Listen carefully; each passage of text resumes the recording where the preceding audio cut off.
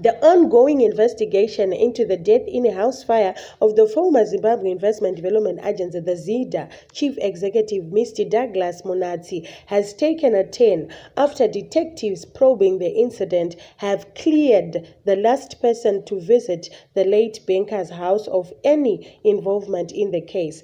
Preliminary investigation had focused on a woman who has only been identified as Colleta, who visited Mr. Munatsi at his plush Northfields penthouse hours before his house was engulfed by fire. National Police spokesperson Assistant Commissioner Paul Nyati confirmed that police had interviewed the woman before she was released without a charge. The City Times has gathered that Colleta had befriended Mr. Munatsi only a few days prior to his death. She surrendered to the CID homicide detectives in Harare WhatsApp messages she had exchanged with the late banker before her visit, which apparently showed that the two were finalizing a business transaction. Investigators have also ruled out that the two were involved in a romantic relationship. Assistant Commissioner Nati yesterday said the police will release further updates when new information becomes available. However, in separate briefings with sources close to the investigation, the City Times also gathered that Colleta's communications with the late business mogul were not considered suspicious by police. Colleta was cooperative when she was being interviewed by the detectives, said one of the sources.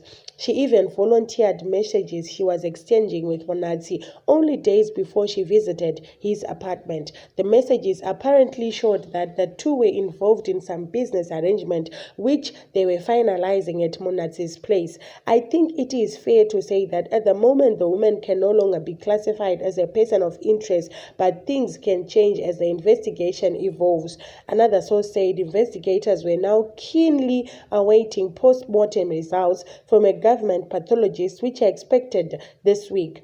The Munatsi family also commissioned a separate post-mortem which was conducted by a South African pathologist whose findings are also due this week.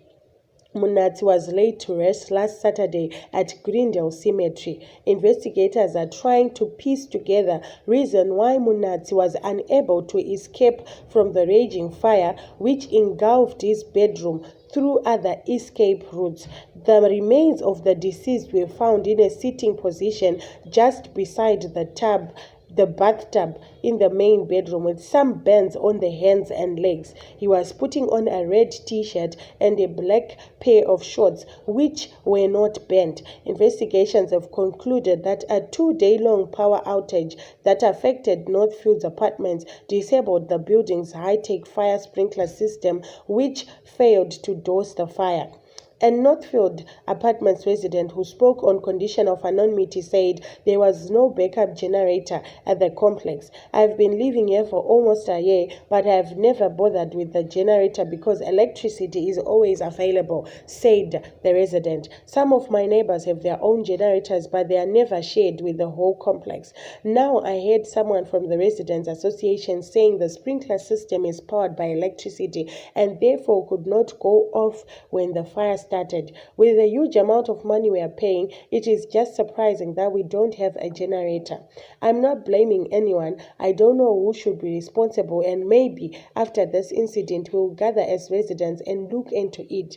Northfield is an upmarket residential complex with high-end security and luxurious amenities. Monthly rent for an apartment averages between $2,500 and $3,500. An apartment generally consists of 3 bedrooms, 2 bathrooms, an entrance hall, lounge, study area, and a dining room for 8 people. Describing the luxurious residential complex, a Harare-based real estate agent has said, "It's a little heaven on earth for those who have the money.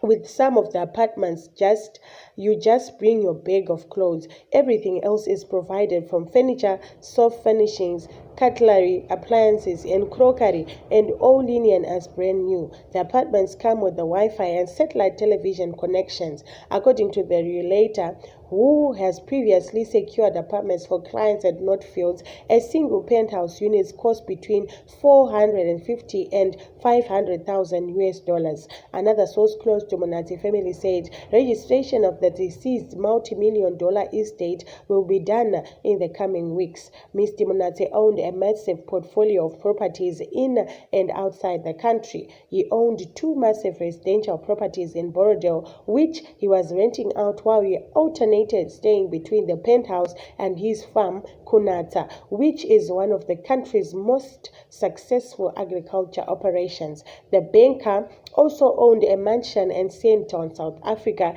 and another penthouse in Florida, United States. Mr. Munatsi was also a avid Liverpool Football Club supporter who traveled to the United Kingdom twice a year to watch live games at